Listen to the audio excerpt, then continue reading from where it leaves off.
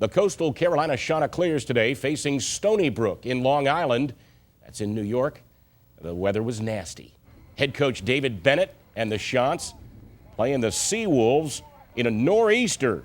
Chants never could get things going in the rain and wind. 32 degrees at kickoff. Travis Small out of Cheraw picks up enough to get Coastal in field goal range. 34-yard try, though, is missed by Grant Clayton. Stony Brook then drove it 85 yards, capped off by this 9-yard touchdown run by Miguel Masonette. 7-0, the Seawolves on top. And later in the first quarter, Austin Kane back to punt. Oh, maybe not. He fumbles, recovers, and he's tackled at the CCU goal line.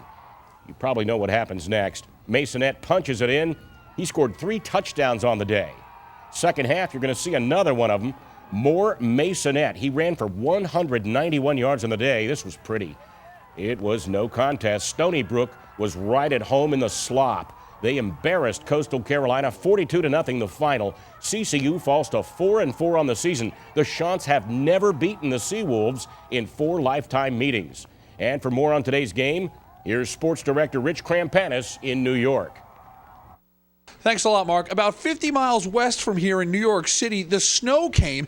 There was a game between Columbia and Yale that was like a white winter wonderland. Snow never came here to Stony Brook, but the conditions were brutal. It was a biting rain in temperatures in the mid-30s. It felt like you were getting hit in the face the entire game. And that's exactly what happened to Coastal Carolina as Stony Brook racked up 446 yards of offense.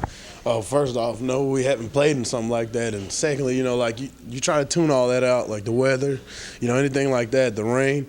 We're just trying to play football, Obviously it has effect, but it was blistering cold. Everything the Weather Channel said about it, that's what it felt like. A loss is a loss, and you just hate getting beat, especially getting shut out, Rich. And again, I've said this is going to be a big week for us, big week for our football program this coming week against a Presbyterian team that took Liberty to overtime. So we'll find out a lot about ourselves this week.